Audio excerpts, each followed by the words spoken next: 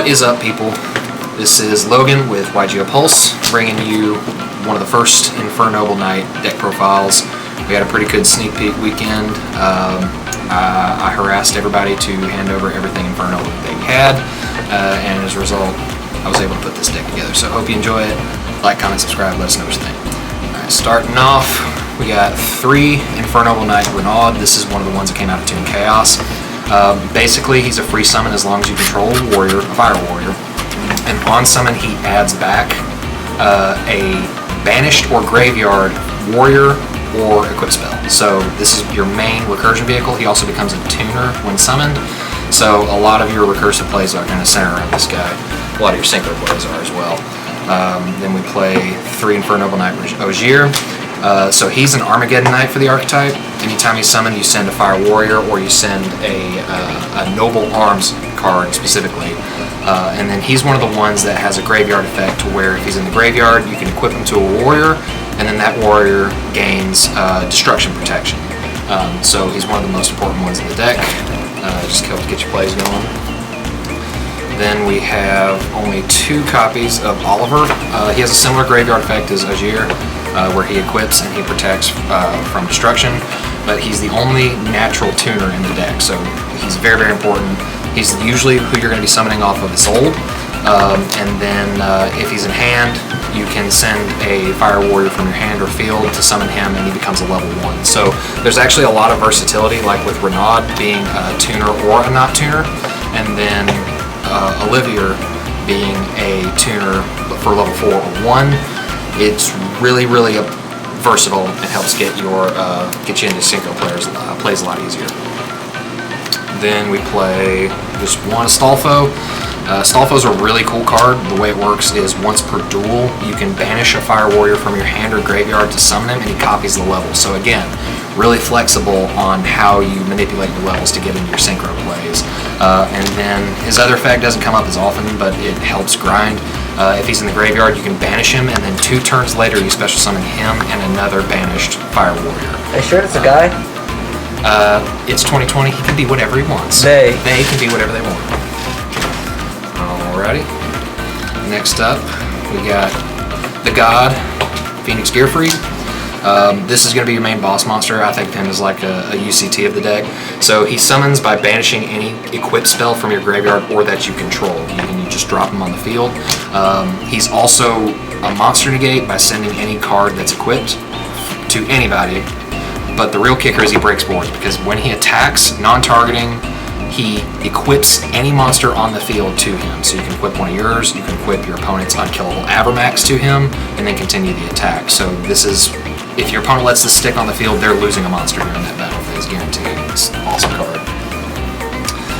Then we got some warrior extenders. I have 1 Fireflint Lady, as in I literally only have 1. I would totally play this in 3. And then Red Layer. These are just warrior extenders. There's actually a really cool interaction between Flint Lady and Ogier that kind of comes up sometimes. Basically, this just helps you turbo out Isolde. Oh, and we also play 2 Butterspy as kind of like the replacements for Fireflint Lady. Butterspy is okay. It can chain block, but again, if I had more Fireflint Ladies, I just run those instead.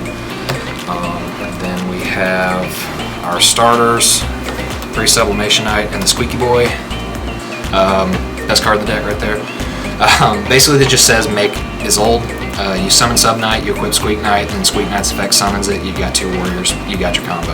What happens if you open this? If you open this, it can actually be summoned off of hand by Sub Knight, and Sub Knight is super searchable. This deck runs like 9 rotas, so opening it, as long as you open some other combo starter, as long as you can get into Isolde, it's problem solved. You don't care about opening whatever.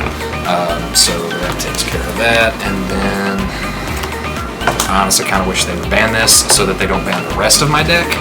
But in the meantime, we've got the hand loop monsters, Connector, and Aqua Dolphin. Again, it's just Isolde Turbo, but if you open the nuts and they don't hand trap you, you can summon Dolphin several times and get several hand rips. It's kind of nasty. But again, just Isolde Turbo. Then our tuners, we only run O-Line, of course. Everybody should be familiar with that by now. And this is the spicy spice. We run 1 Vylon Sphere. What is this? What is this? Okay, so this is a level 1 machine tuner that you can summon off of Needle Fiber and go directly into Auroradon. When this card leaves the monster zone and goes to the graveyard, you pay 500 life points and you equip this to one of your monsters. So what happens is you use Needle Fiber and Sphere to make Auroradon. Chainlink 1 Auroradon, Chainlink 2 Sphere. There's a lot of Ogre in the format now thanks to the Numerons. So this chain blocks the Ogre. This equips to Auroradon, and then this card's effect is basically you just swap it out for an equip spell in your graveyard. So the 4 spells that you dump off of Isolde are now live because you can dump Durandal, swap out Durandal swap this out for a Durandal equipped to your Auroradon, and then use Durandal's effect to get a search, or Joyeuse's effect to recur.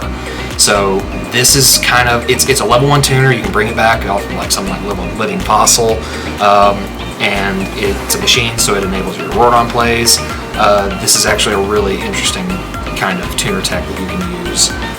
That helps kind of enable some of the more extensive combos that can do. So a lot of people, I was definitely playing Jet Synchron. If I wasn't playing this, I would still play Jet Synchron. You still can, but as far as like the natural tuners, O-Line and Sphere are the only ones I play. So this is definitely like an underrated card. I don't see enough people running. Then we got 3 Ash. It's Ash. I don't think you can play in this format without some form of hand trap. If you lose a die roll, you need to be able to like have a fighting chance of playing the next turn. So, you know, it's just something to kind of help facilitate disruption. I guess it's also funny, it's also a fire effect. And it is a fire effect. Not a warrior, though. If it was a warrior, that'd be a different story.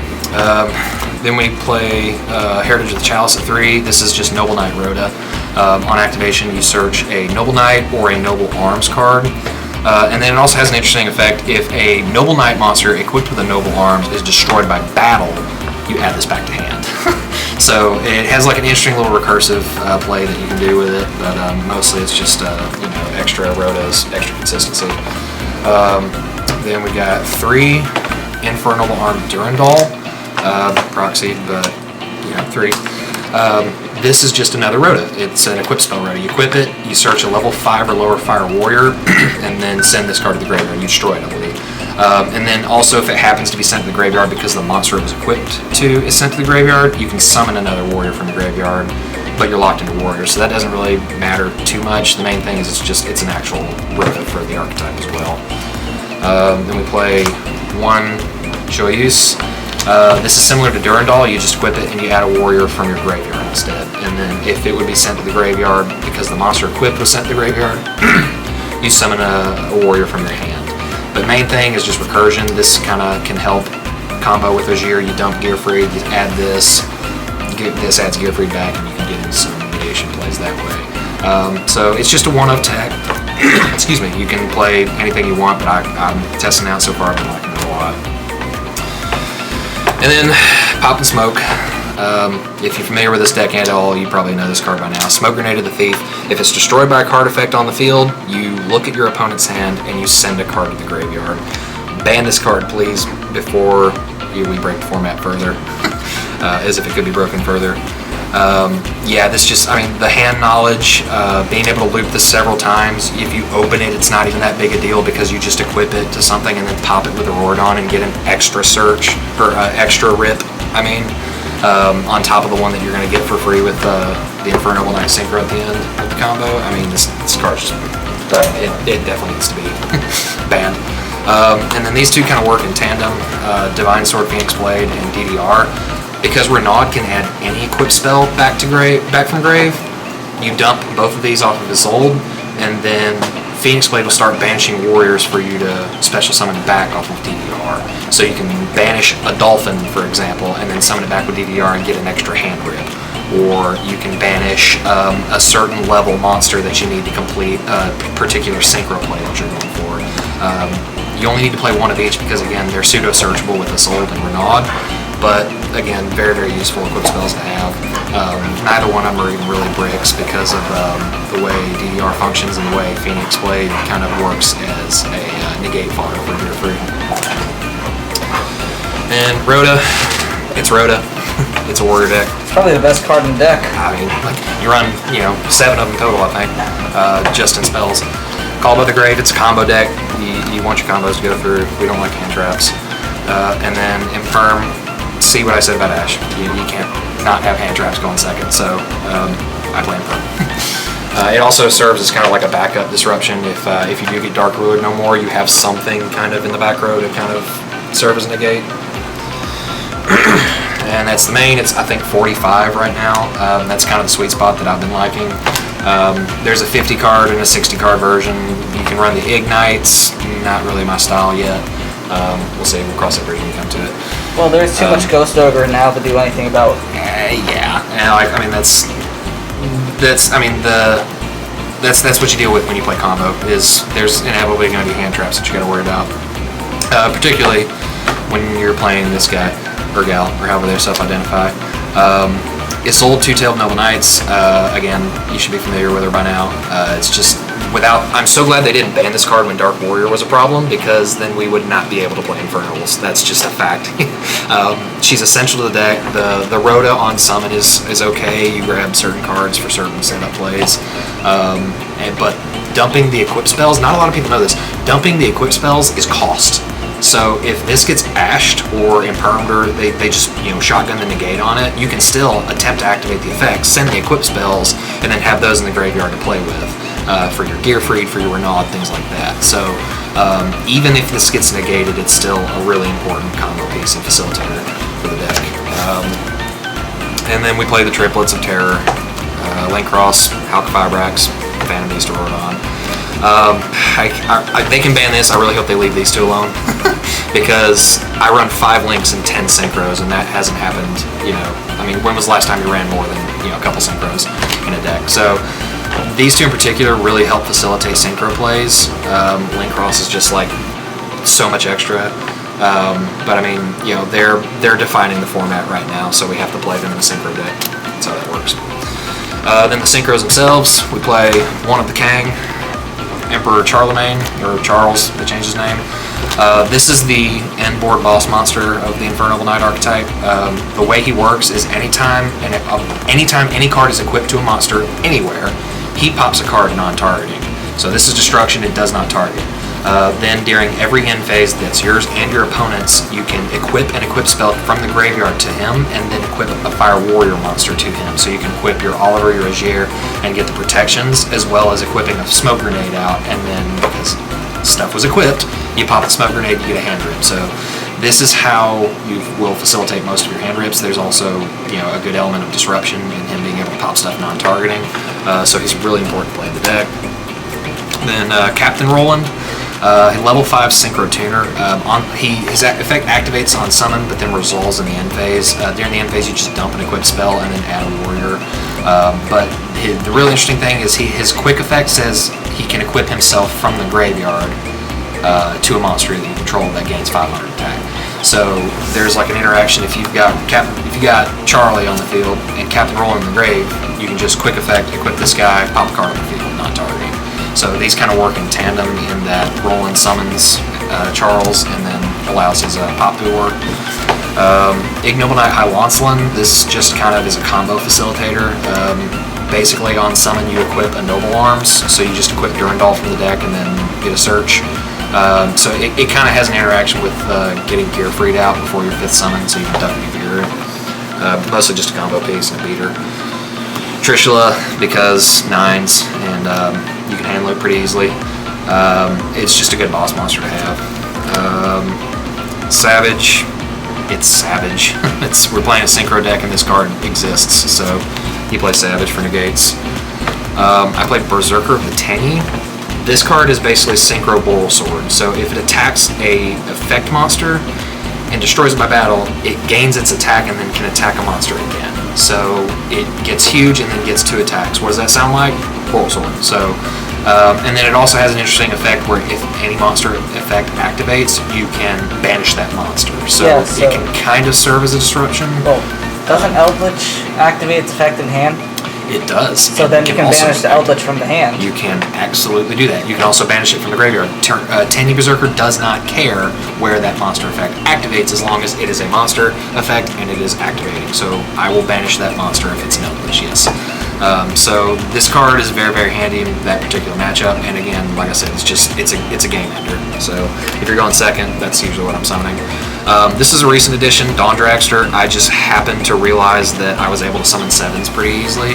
So I thought, you know, if I open the nuts or if I get disrupted and I have just like one extra extension, I can go into a Dragster and have, you know, an additional negate. A lot of, you know, the negates in this deck are monster focused, like your Gearfried, for example, is only monsters, so this one being spell trap focused, I mean, we don't like evenly matched. We can't do a damn thing about Dark Blue anymore, but you gotta be able to stop back row the same as you can stop front. Coral Dragon, this is part of the combo, but it also has some utility going second because it can discard cards to pop cards, and then when it leaves when it leaves the field, you draw a card. Yeah, it's pretty good then. Yeah, a lot of people are playing Stardust Charge Warrior, but I didn't like that because it's not naturally a tuner, so you have to make it with Martial Metal Marcher, or else your play comes to a screeching halt. This is always a tuner regardless of how you make it. So I prefer Coral Dragon, and again, like I said, the going second utility being the pop card is pretty useful as well. Herald, ban this card, please. Herald's too good. It does way too much. It's a Macrocosmos, it's an Omni-Negate, and if you happen to be playing Rituals, you're going to search 50,000 times in a turn. So you're going to search Ben 10 and tribute Ben 10? Get rid of it already. And then my goofy ass loaned somebody a Martial Middle Marcher. So just pretend like that's a Martial Middle Marcher. Again, just really important at facilitating the combos. Now, the side deck, you can play whatever you want. Like, side decks just totally... I never really show side decks in deck profiles because it changes with the meta. I'll change my side deck 3 times depending on who I'm playing. Except this. If you're playing Infernobles, pick up a playset of this card. I don't see anybody talking about it, and that drives me crazy. This is a mind control for warriors. So you activate this, you target an opponent's monster, you target one of your warriors, and you just equip that monster to your monster. And then it also has the typical union protection to where if that monster that's equipped would be destroyed, you destroy the equipping monster instead. It's negate bait. If your opponent has an Apollosa and you drop this and target the Apollosa, they're not doing shit about it. They have to either negate it with Ice Savage or just let you have an Apollosa that was 4 negates. So like they put mind control to 1 but then gave us something like this. So if you're playing Infernobles, you better be playing crossover. It's too good. It's a really important card of the deck, and then the rest is just stuff. So that's the deck profile. We'll probably have a combo video coming up soon, probably a couple hours after this video goes up. Thank you guys for watching.